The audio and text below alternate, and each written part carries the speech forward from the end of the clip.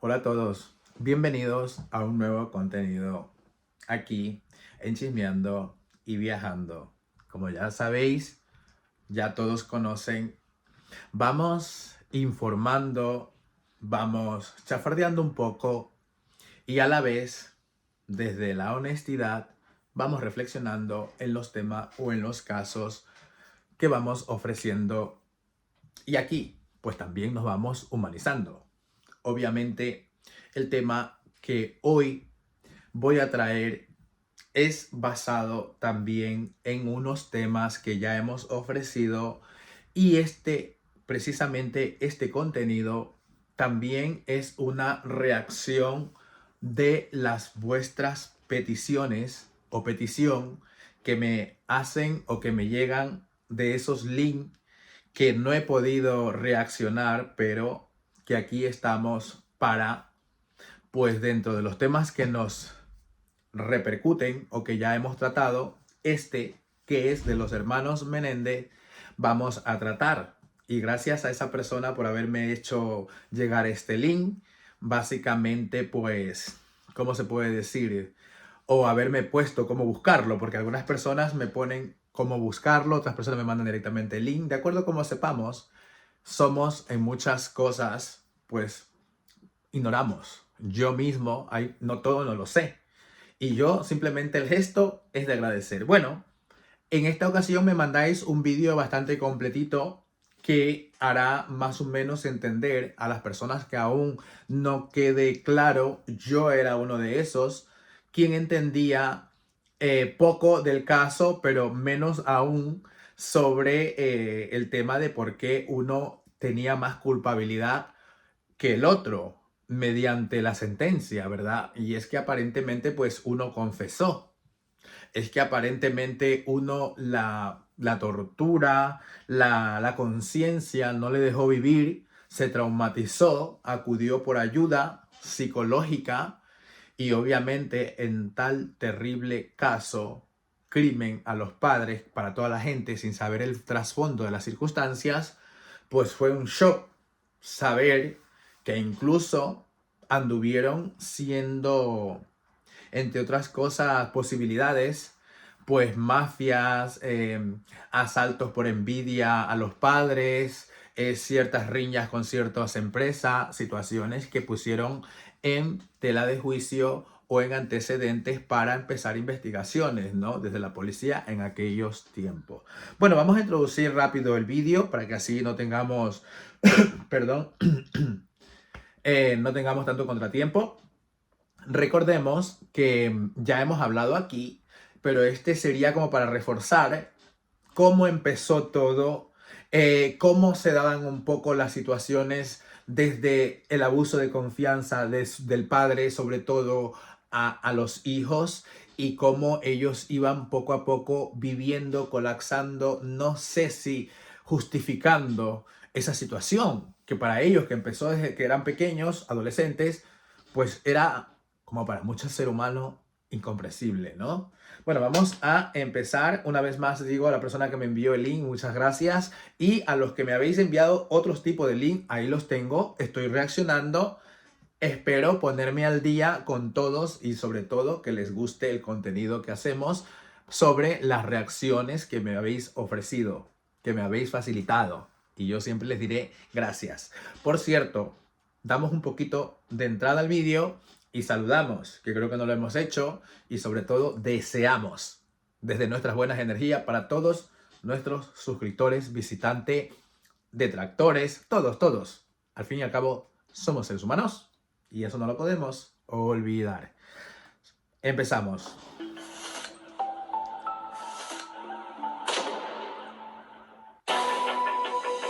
Maybe now people can understand the truth.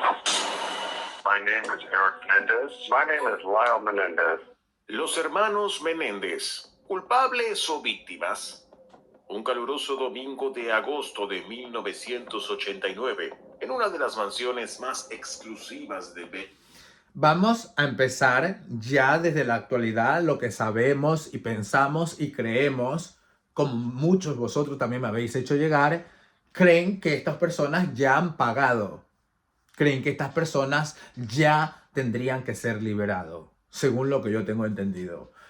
Según lo que dice este contenido de este caballero que habéis escuchado, que con todo el respeto a su trabajo, por supuestísimo, agradecido estoy, pero me lo habéis hecho llegar y supuestamente no. Y orgulloso estoy de estárselos ofreciendo a vosotros, por supuestísimo. Y desde lo respeto, pues, el vídeo termina también casi, creo yo, diciendo, si lo lees todo, que estas personas necesitan ya ser liberadas. Seguimos. Beverly Hills, una pareja fue hallada sin vida.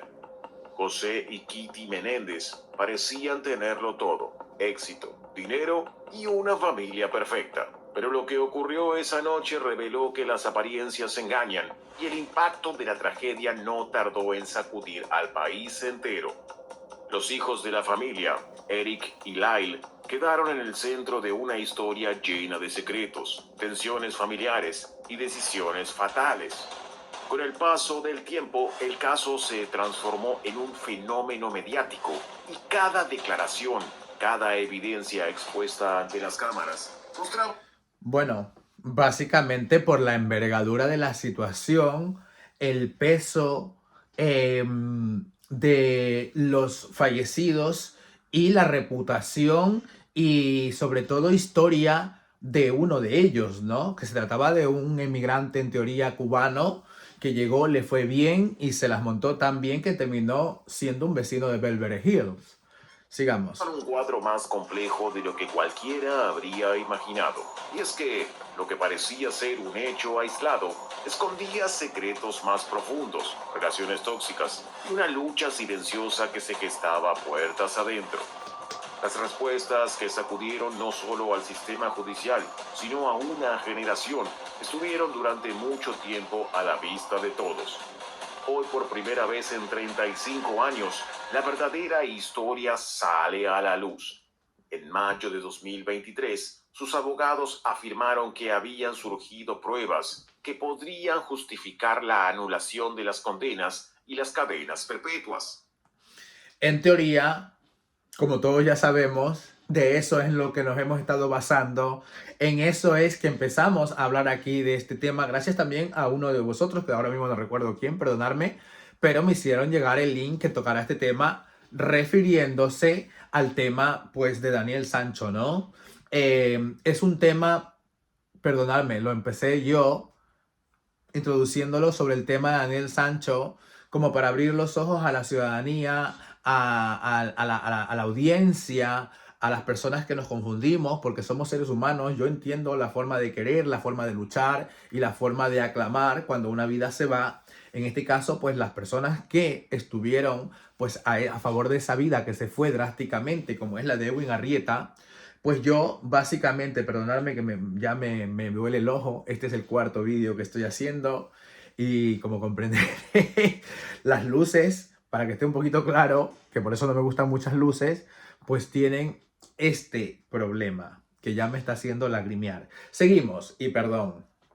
Decía que, claro, en el tema de Edwin Arrieta yo comprendo, siempre comprenderé a todas las personas que incluso aquí han pasado siendo o del papel de haters, se les puede decir, o detractores, algunos con mucha educación, otros con no tanta, pero agradecido estoy porque seguimos siendo seres humanos y básicamente porque aunque tengamos formas de pensar, no por ello vamos a dejar de dudar. Las personas dudamos y tenemos nuestra versión. Y yo siempre las he respetado, aunque cuando no me han comentado con respeto, pues creo que también alguna vez un chabacano me he comportado. Y pido disculpas por ello. Pero bueno, ¿qué quería decir? Que el tema de los Menéndez lo introducí para hacer un poquito de recapacitación a las personas que siempre pensaron o siguen pensando que Daniel lo ha hecho todo, que no tienen por qué no pensarlo, ¿no?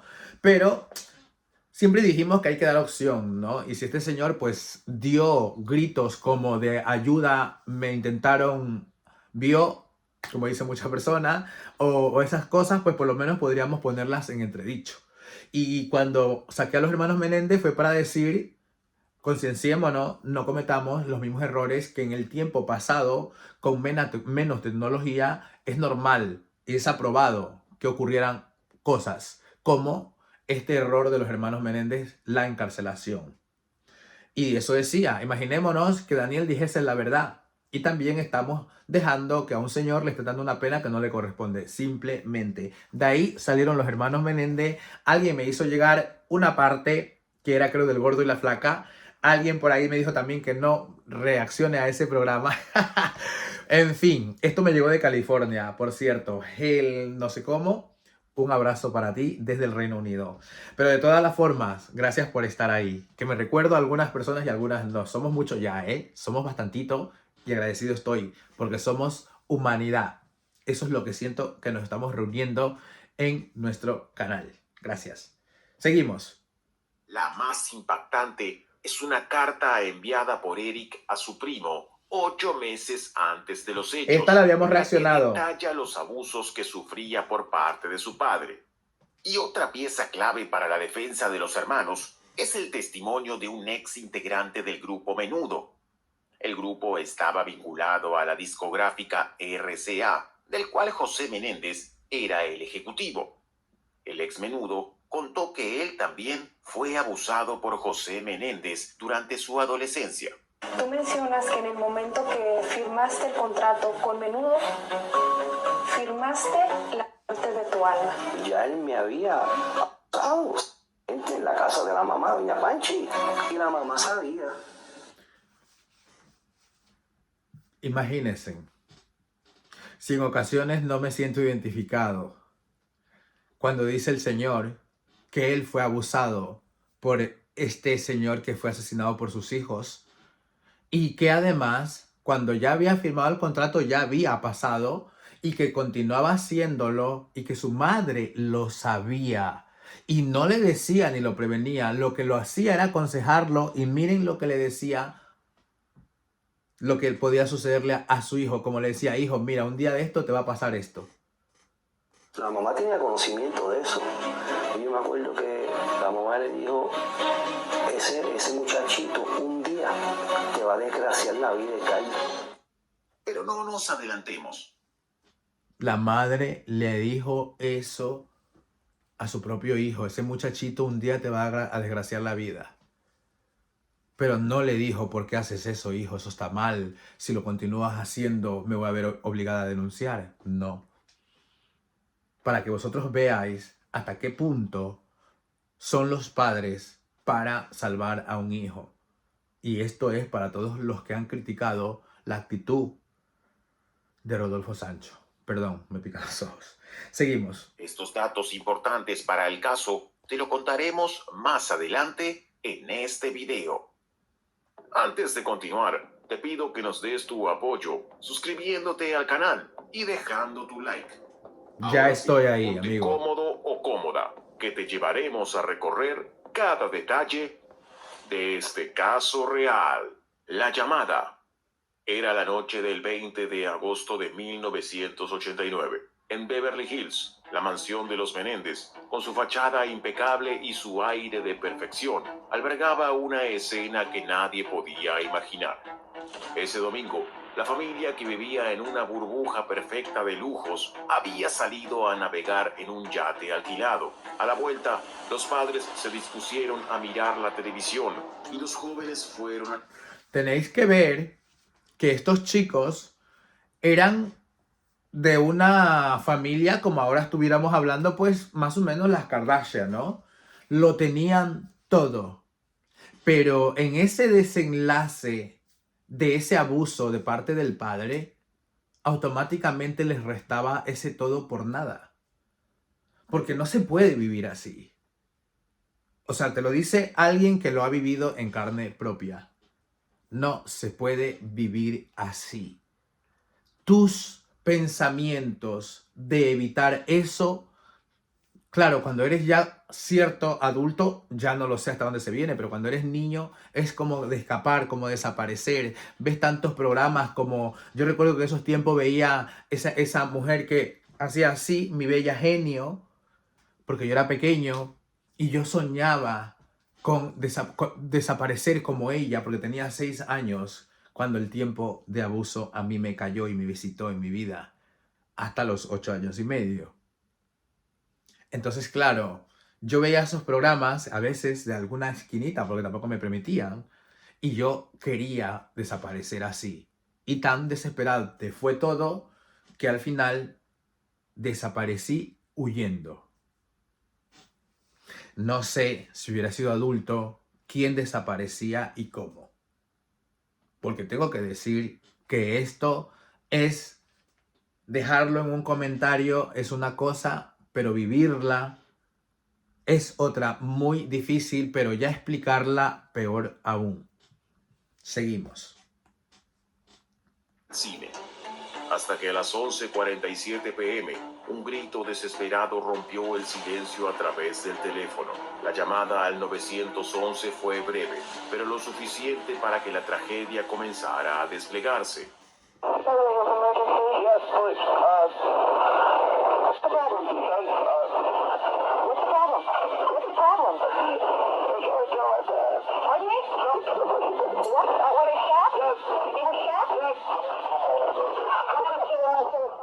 El tono Uno de ellos creo que era el que había llamado.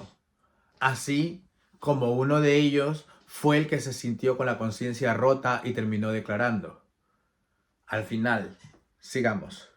ahogado y las palabras entrecortadas de Lyle, el hijo mayor de solo 21 años, dejaban entrever una mezcla de pánico y desesperación.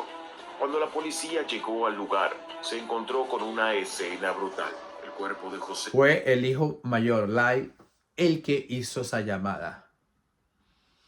Si es que al final los chicos se le ha visto actuar realmente como unas víctimas que han tenido que ese camino tomar porque no se sentían con otra forma de seguir y continuar. Seguimos. Menéndez, un magnate de origen cubano que había hecho su fortuna en el mundo del entretenimiento, yacía desplomado sobre el sofá, con su cabeza destrozada por varios disparos. A su alrededor, el beige del sillón estaba teñido de un rojo oscuro que se había impregnado en la alfombra. Parecía como si la violencia hubiese irrumpido sin aviso en medio de una noche familiar cualquiera. Una copa de vino rota en el suelo, las luces aún encendidas y la televisión con su sonido ahogado de fondo. Unos pasos más allá, Mary Louise Kitty Menéndez estaba tirada boca arriba, su cuerpo Claro, no sabemos el fondo real. Claro, aquí nos están contando cómo la policía encontró, pero no sé si ellos dejaron el momento de cada desenlace relatado. O sea, empezó con ellos, fue por una discusión, qué palabras les dijo antes, o aquí ya me vengo, o esto es por haberme hecho daño. Algo tuvo que haber pasado, un reproche, algo tuvo que haber existido, ¿verdad? Eso es lo que un día, ojalá y podamos saberlo. Seguimos. extendido en una postura extraña. Vestía ropa cómoda, como si hubiese planeado relajarse, pero la brutalidad del ataque no le dio oportunidad de escapar. Tenía múltiples heridas de bala, incluyendo un disparo a quemarropa que le había alcanzado el rostro. A simple vista, todo apuntaba a un Quedaron desfigurados. O sea, el asesinato lo dejaron ver que los chicos estaban ensañados. Y yo sigo diciendo, y no es para menos. Aunque sean padres, es difícil entender, pero no es para menos. No es para menos. No es para menos. movimiento casi desproporcionado, como si quien hubiera disparado lo hiciera movido por un odio profundo. Los detectives no tardaron en considerar que algo grande podría estar detrás. Una advertencia, un ajuste de cuentas. En ese entonces empezaron a barajar hipótesis sobre vínculos con la mafia. José, con su fortuna y conexiones en el mundo del entretenimiento, no era precisamente un desconocido para los círculos más oscuros del poder. Esa noche fue solo el comienzo, un hecho que impactó en los titulares y abrió las puertas a un misterio que, por momentos, pareció crecer más rápido que las pruebas. La prensa hablaba de un robo fallido debido a que la familia ostentaba lujos a simple vista, como una mansión de estilo mediterráneo de... Claro, date cuenta que todo eso, seguro, ellos no tenían claro quién era. Llamaron los hijos, llamaron todos, pero los hijos habían ido a un cine momentos antes. Entonces las sospechas contra ellos no recaían hasta que estos sepultaran a sus padres, heredaran y entonces los empezaran a pillar. Continuamos. 850 metros cuadrados, la cual había pertenecido en diferentes etapas a Elton John y Prince, ubicada en un barrio muy cotizado. Pero otros decían que se había tratado de una venganza personal debido a la manera con la que le habían quitado la vida. Mientras la policía seguía buscando pistas en cada rincón de la casa, la ciudad que nunca dormía comenzó a murmurar una verdad que siempre había estado más cerca de lo que nadie imaginaba. El luto bajo sospecha. El 25 de agosto, la mansión de los Menéndez quedó atrás para dar paso al último adiós. En una ceremonia privada, familiares, empresarios importantes y amigos cercanos se reunieron para despedir a José y Kitty. En medio del dolor y la incertidumbre por lo que había ocurrido, algunas miradas desconfiadas se perdían entre los presentes. Los hermanos... Bueno, eso se tiene que entender, es como lo más normal. Es un poco como cuando me decían los tiempos de Franco, ¿no? Que la madre de este chico que está casado con esa multimillonaria venezolana, bueno, el hermano que murió cuando ella estaba en el sepelio, ¿no? Según parece, no lloraba, era seria, era rígida, no daba sentimientos, afloraba ante la gente y la gente por eso la acusó. Martínez Bordiú, pero no me acuerdo su nombre. En fin, seguimos. Eric y Lyle, vestidos de negro impecable, llegaron en una limusín mostrando una expresión ambigua en sus rostros, difíciles de leer. Algunos pensaron que eran signos de shock, otros decían que... Aquí ya la gente lo empezó a catalogar y algunos dicen que pensaban que todavía seguían enajenados por haber perdido hacia sus padres. Lo que no sabían es que estaban eso y más porque habían sido ellos los asesinos. Seguimos. Había una frialdad que no correspondía con el momento. Incluso durante el sepelio, los rumores sobre la mafia seguían flotando en el aire, como si esa conexión fuera la única explicación posible. Bueno, esto yo creo que es normal en cualquier ser humano. Nos ha pasado, al menos a mí, con Tailandia, Daniel Sancho, Edwin Arrieta, Colombia, ¿verdad? Nunca hemos dejado mafias fuera e incluso salieron a relucir las que en Koh Samui y todas esas partes mandaban, de esas 5 o 7 familias, ¿verdad? O ahora último, las que supuestamente mandan y predominan las cárceles más peligrosas de Tailandia. Seguimos. Para tanta brutalidad. Días después del entierro, la atención mediática dio un giro inesperado cuando se hizo pública la herencia. Sus hijos, como únicos herederos, recibieron cerca de $14 millones y no pasó mucho tiempo antes de que sus extravagancias se convirtieran en noticia. Un resort. Ya ven, a partir de aquí es algo donde yo conocía, pero no tan certero o tan bien conectado como este caballero aquí lo está explicando. La verdad es que gracias a la persona que me envió el vídeo, pero yo al menos me está quedando bastante claro un poquito el resumen de historia de vida y los inicios de cómo empezó tanto esta familia como los planes y por qué las decisiones de los hijos, ¿no? En funcionamiento, un Porsche descapotable, un Rolex Premium Wow. y el servicio de un entrenador de tenis de alta competición fueron solo algunas. Además hicieron viajes y hasta se mudaron a 2 penthouse de lujo. No parecían 2 jóvenes en duelo, sino 2 millonarios recién estrenados que vivían como si no hubiera mañana. Claro, también tienes que ponerte a darte cuenta cuánto a estos chicos les tardó para tener esa herencia y para dejarse ver así ante una audiencia, básicamente ante el mundo, ¿verdad? Porque posiblemente perdonadme, pero ya solamente el tiempo de recibir todo eso ya te deja desorbitado.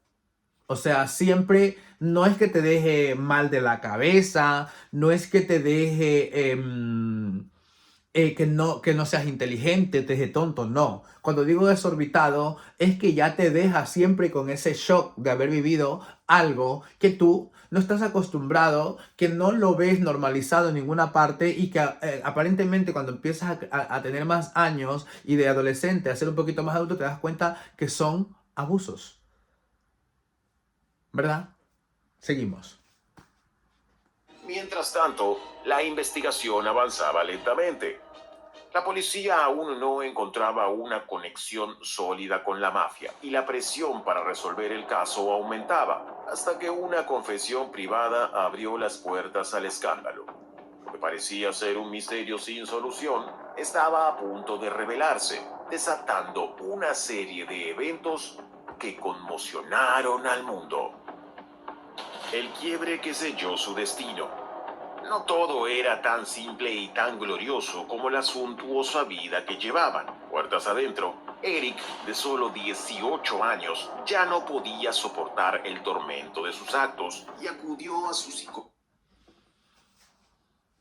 Es que creo y siento, claro, ahí ya no tengo yo experiencia, pero tiene que ser la misma tensión cuando llevas de que estás sufriendo una violación y no puedes abrir la boca, ¿verdad? Y no puedes decir nada porque además estás amenazado. Que es como siempre ¿cómo se le puede decir a eso? La combinación perfecta. O sea, cada vez lo he sufrido y lo sigo viendo y lo sigo viviendo de personas que siguen comentando lo mismo, ¿no? Que es que además de estar siendo abusado, también estás amenazado. La amenaza siempre está detrás de los abusos. Entonces eso ya es una presión. Eso ya es algo que te mantiene como que siempre quieres decir y no puedes. Y ya se te va transformando en una carga que estos señores la fueron por lo menos compartiendo entre hermanos.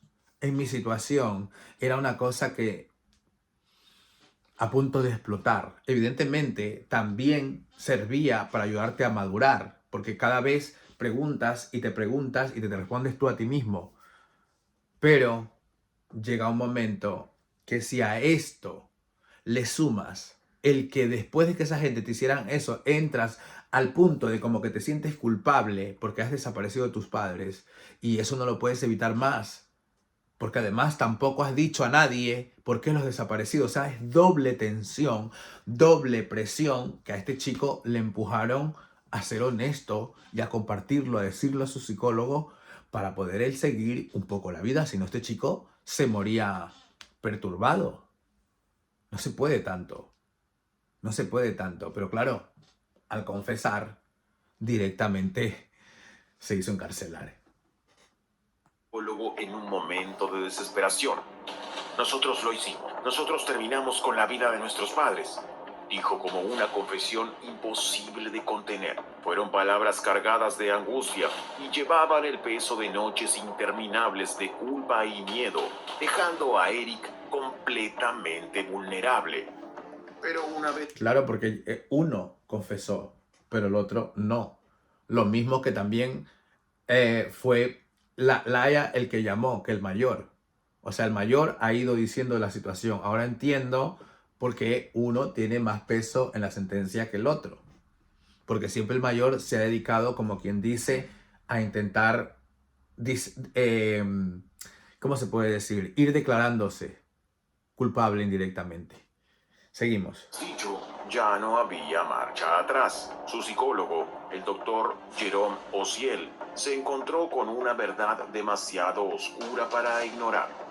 Aquella conversación privada sobre los fantasmas internos de Eric era la pieza faltante de un rompecabezas. Mientras tanto, el detective Les Soler quien lideraba la investigación, comenzó a notar inconsistencias en las declaraciones de los jóvenes. Entre los detalles que llamaron su atención estaba una afirmación de que ambos hermanos mencionaron haber visto humo de los disparos en la escena del hecho, humo que habría desaparecido mucho antes de que los hermanos, según su relato, hubieran llegado a la casa. Pero no fue eso lo que acabó complicando a los culpables. El secreto se filtró cuando el doctor Ociel le contó lo que había ocurrido a su amante, Judalon Smith, después de recibir advertencias. Y ella, sabiendo que tenía la confesión grabada en cintas, no dudó en llevar este material a la policía.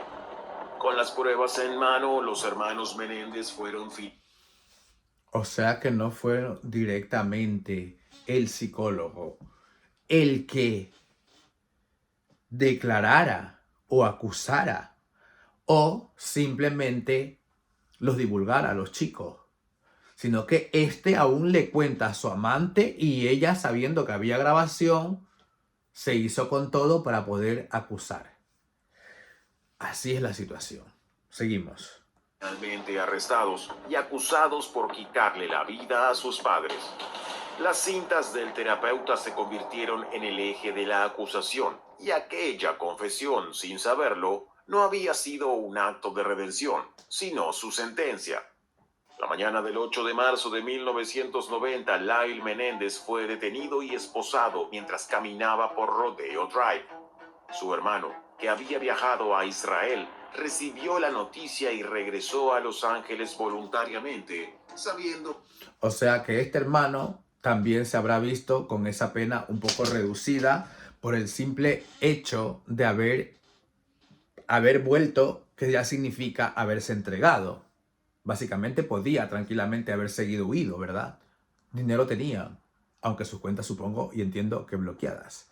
Pero de una u otra manera yo creo que los chicos ya todos esos gestos hacían ver que con sus padres amor había, pero que no les quedó otro camino. Seguimos. Que ya no podía escapar de lo inevitable. Apenas puso un pie en suelo estadounidense, fue arrestado sin resistencia. Las primeras horas de su detención fueron caóticas. Periodistas en la puerta de la estación de policía, titulares que hablaban de traiciones familiares y programas de televisión especulando sobre el móvil detrás del hecho. Al principio, muchos creyeron que el caso se trataba de ambición desmedida. La herencia como el principal motivo. O sea, pensaron que los chicos, como los vieron, es que los chicos no eran experimentados. Eran unos chicos que a pesar que hicieron lo que hicieron, seguían siendo ingenuos. Seguían siendo chicos chiquillos de casa. Simple y sencillamente no tenían la experiencia para haber hecho todo lo que hicieron. Cayeron solo. Solo fueron divulgando. Es que todo eso en estos tiempos se le tiene que tomar en cuenta. O sea, 90 hasta el 2000 fueron 30 años. Llevan 34 años. Quiere decir 3 décadas y media casi. Perdón, seguimos. Para quitarse de encima a quienes se interponían en su estilo de vida. Sin embargo, la realidad pronto resultaría mucho más compleja. Los juicios. Desde la cárcel, Lyle y Eric comenzaron a diseñar su estrategia de defensa. Contrataron a un equipo de abogados experimentados, encabezado por Leslie Abramson, una defensora feroz, conocida por su estilo combativo en la sala de audiencias. La estrategia que eligieron dejó al público boquiabierto. Lejos de admitir que lo que le hicieron a sus padres había sido por dinero, los hermanos declararon que... ¿Cómo vas a admitir, por más que te hayan pillado derrochando, eso sencillamente es por la mala experiencia y que a la vez eso, en vez de culparte como mal, lo culpan como bien? Porque se dan cuenta que no han tenido maldad estos chicos. Se dan cuenta que han sido tan ingenuos que ha sido fácil que los vieran derrochando y lo fueran descubriendo. Se han dado cuenta que en todos los momentos, los pasos que han dado, ellos mismos han facilitado el descubrimiento del crimen y de sus propios asesinos, que son ellos mismos, de sus padres. Pero evidentemente no te vas a quedar con una acusación que te digan que tú lo has matado por dinero, ¿verdad? por ambición, en otras palabras. Seguimos. Habían actuado en defensa propia. Según ellos, el hecho no fue un acto calculado, sino la culminación de años de abusos físicos y psicológicos por parte de su padre. José Menéndez, dijeron, era un hombre violento y controlador, mientras que su madre, Kitty, era una figura inestable que nunca los protegió. And so, did you believe that what he told you about this was true? Yes, And did you continue to believe that for a while? I believed that for a long time. The activity that you've described so far with your father giving you 2 kinds of massages and you giving him 2 kinds of massages, did that continue the same when you were in the Pennington house? Yes, I didn't think of it as 2 kinds of massages. Los hermanos aseguraron Ellos dicen que nunca pensaron que iban a suceder este tipo de cosas. Es que se ven que son unos chicos adultos, pero niños de mente. Eran mimados y cohibidos, amenazados, no olvidemos. Y la gente así no tiene la libertad de pensar abiertamente o libremente. Porque a pesar de tener 19 y 21 años, eran hijos de papá que los mantenían cohibidos y amenazados. Ojo. que vivían aterrorizados y quitarles sus vidas fue su única salida para escapar del tormento. El juicio dividió a la opinión pública entre quienes creían en el sufrimiento de los hermanos y quienes veían en sus palabras un montaje cuidadosamente calculado para evitar la pena máxima. Pero según las propias palabras de Eric frente al jurado, no había otra salida, lo que reflejaba el pánico absoluto en el que vivían. Ambos hermanos describían... Es que se nota, cuando ellos hablan y declaran, se notan que lo viven hablándolo y lo sufren recordándolo cada vez que esta situación sucede.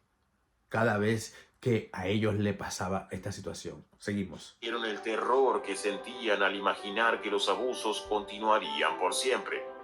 Eric habló del miedo que lo paralizaba y la convicción de que su padre tenía control absoluto sobre sus vidas. Durante el proceso, muchos otros hechos controvertidos salieron a la luz. Por un lado, la fiscalía mantuvo su versión de que los hermanos Menéndez temían las advertencias de su padre de sacarlos del testamento por sus actos delictivos juveniles. Además, la compra de las armas fue otro punto crítico para la fiscalía. Presentaron pruebas de que los Menéndez habían usado una identificación robada para comprarlas el día anterior, lo que según los fiscales indicaba premeditación. Sin embargo,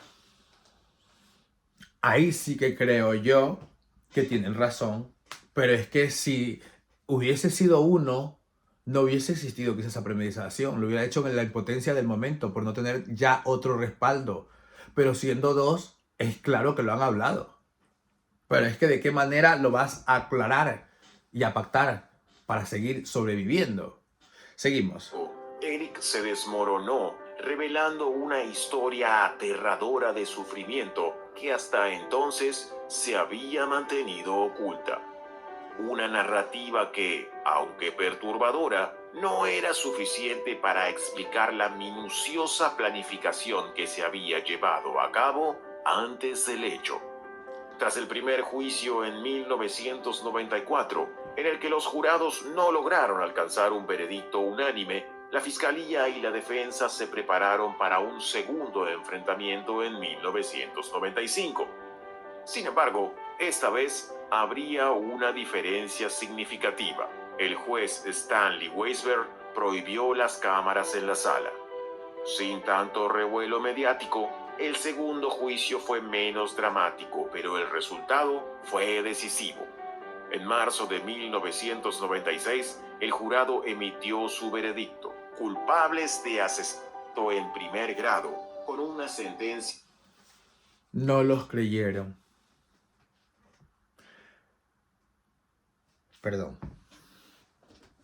Desde el mismo momento en que les dan la sentencia, es porque no han creído su relato y su versión. Qué pena, porque ellos, como quien dice, siguen pues presos por esta falta de confianza y credibilidad. Lo que siempre recordamos. Lo que puede ser que si sucede con Daniel Sancho, en muchos años podamos también descubrir una verdad. Pero en muchos años, cuando ya se le haya arruinado la libertad a una persona que ha pagado lo que no habría hecho. Seguimos. La inapelable a cadena perpetua sin posibilidad de libertad condicional. Entre el privilegio y el horror, Lyle y Eric Menéndez habían crecido en un ambiente que, a primera vista, parecía ser el sueño de cualquier niño. Criados en un suburbio acomodado de Nueva Jersey, sus vidas estaban marcadas por las aspiraciones de su padre, José Menéndez, un inmigrante cubano que se había labrado su propio camino hasta convertirse en un poderoso ejecutivo de la industria del entretenimiento. Su madre, Kitty Menéndez, era una ex reina de belleza, cuya vida de aparente perfección ocultaba profundas grietas. Sin embargo, según los testimonios de los hermanos, José Menéndez era un hombre controlador y despiadado, que sometía a sus hijos a un ciclo constante de violencia psicológica, física y sexual. Eric declaró que los abusos comenzaron cuando tenía solo 6 años, mientras que Lyle confesó haber vivido la misma experiencia en su niñez. He would put me on my knees and 6 años. Esto es una situación que yo desconocía. Esto es una situación que todo el mundo se enfocó en solamente cuando ellos asesinaron 19 y 21 años. Pero si tú a 19 años le restas 6, te quedan 13 años de abusos y violencias de parte de un adulto. O sea, estos niños, no sé qué sucede también con el 6, pero es que es un poco la misma edad y el tiempo en que sucedió conmigo. Y como dije, siempre, siempre, siempre estos acosos vienen con amenazas. Exactamente igual. Parece mentira. he would guide me, all my movements, and I would have oral sex with him. Did you want to do this?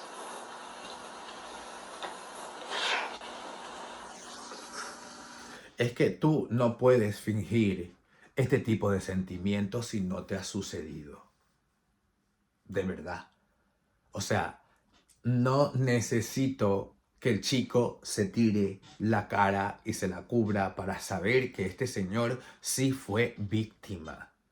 Y que lo que más lo horroriza no es haber sido víctima, sino de quién. Seguimos. En su afán por moldear a sus hijos, los obligaba a alcanzar metas exigentes en la escuela y sobre todo en el tenis, el deporte que había elegido para que se destacaran. Contrató entrenadores privados y les En el caso de nivel de economía mía, no contrataban a nadie, pero sí me obligaban a que sea el mejor. A costa de cualquier trato no recomendado a un niño, pero yo tenía que ser el mejor. Ya las torturas daba igual. Como llegara con una nota que ellos no me habían solicitado, torturas van, torturas vienen. Y así el mundo se entretiene.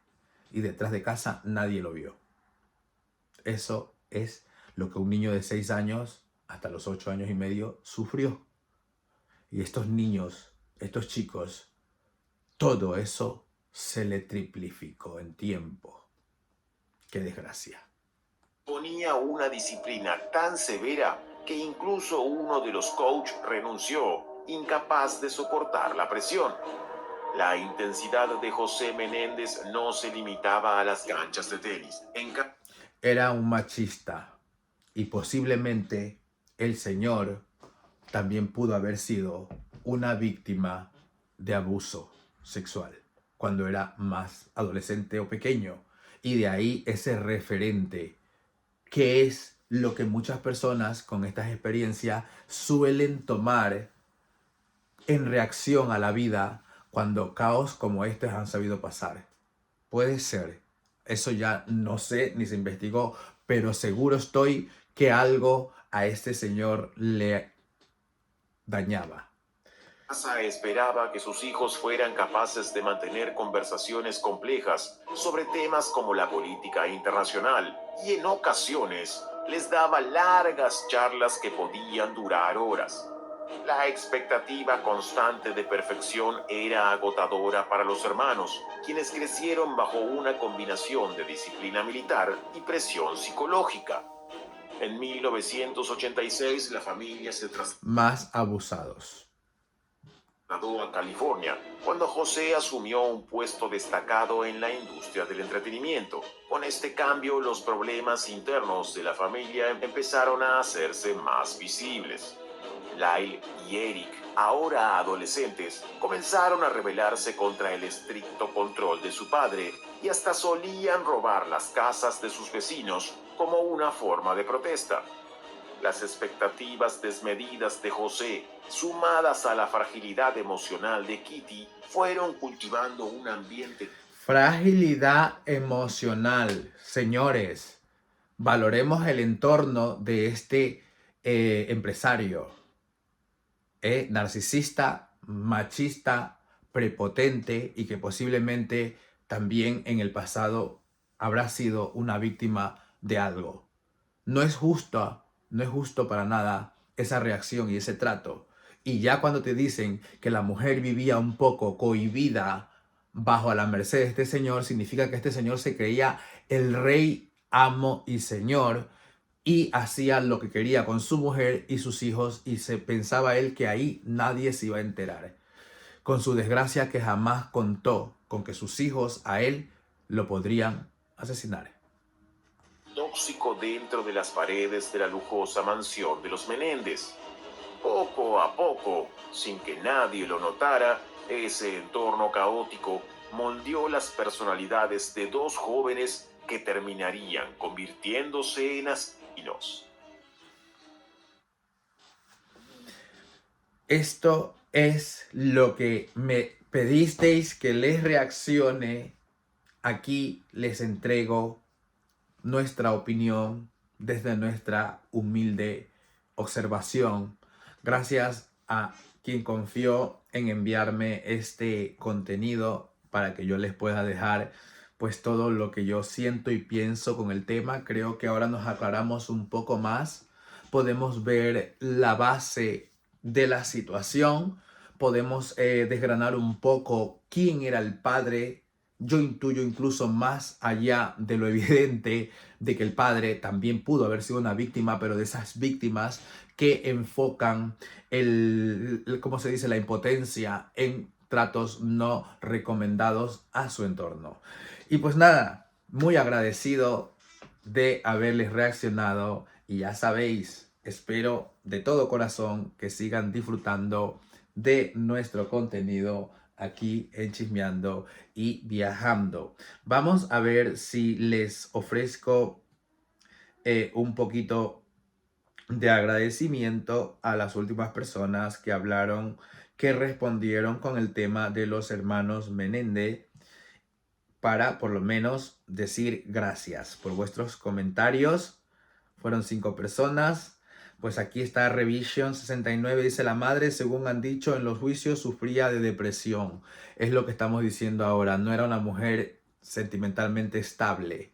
Por algo será. Con ese marido. Un abrazo, Revision. Feliz domingo. También me dices: la madre no estaba sometida al padre para nada. Investiga más porque aún estás muy verde. La madre seguía con el padre porque no quería perder su estatus social económico. Esto no es justificación alguna para que actúe con sus hijos de esa manera. Por cierto, el padre era cubano. A ver, Revision, aquí lo estoy exponiendo. Yo no me lo estoy inventando. Claro que el padre es cubano, ya lo he sabido yo también. Eso que era inmigrante también lo sabía. Pero lo que me dice es que me enteres de que la madre no estaba a merced de tu padre. Pues mira, aquí hemos escuchado este contenido. No lo digo yo solamente lo opino como tú cuando has opinado aquí, pero aparentemente la madre también está vejada por el padre. Aunque sufrirá depresiones o lo que sea, tú eres madre y vas a reaccionar por tus hijos. Pero esta señora estaba como, entre otras cosas, coaccionada o colapsada. Como un proceso extraño. Por algo será, ¿no? Si los hijos estaban bajo amenaza, ¿quién puede certificar las amenazas que ella pudo haber pasado, ¿no? Para que no haya hablado nunca de lo que su marido le hacía a sus hijos. Yo entiendo que esa señora sí que estaba sometida, ¿eh? Aquí el vídeo ha dejado claro aparentemente, pero bueno, todo nos enteramos y por supuesto yo me entero, ¿eh? Si no, no estoy aquí. De hecho, por eso os pongo esto. Seguimos. Y me dice, la madre estaba amable. Me dice Revision, otra vez llevaban con abusos, uno desde los 11 años, el otro no recuerdo si fue desde antes o después, los dos desde los 6 años. Aquí ya lo dejan confirmado. O sea, desde mi experiencia. Seguimos. Me dice Cabelilla, besos, qué fuerte, yo pasé también por una historia jodida. Cabelilla, por supuestísimo, nos sensibilizamos y me sensibilizo contigo. Es que entonces nos entiendes y mucho. Y me dices, y te digo, la vida me ha hecho muy fuerte, sí. Eso estoy contigo, empático soy porque igual me siento. Por eso ya andas con pies de plomo, eres un ser de amor. Gracias, Clavelilla. Feliz domingo, mucho amor para ti también. Me dice Eddie, Japón. Un saludo enorme desde aquí, desde el Reino Unido. Hoy domingo, que imagino que por allá ya están a punto de ser casi lunes o madrugada. Pero un abrazo para ti, querida Eddie. Gracias por estar ahí. Y me dice, Josemi, cuánto lo siento, pero lograste escapar. Eres muy valiente y además tienes un gran corazón. Ay, Eddie, muchas gracias.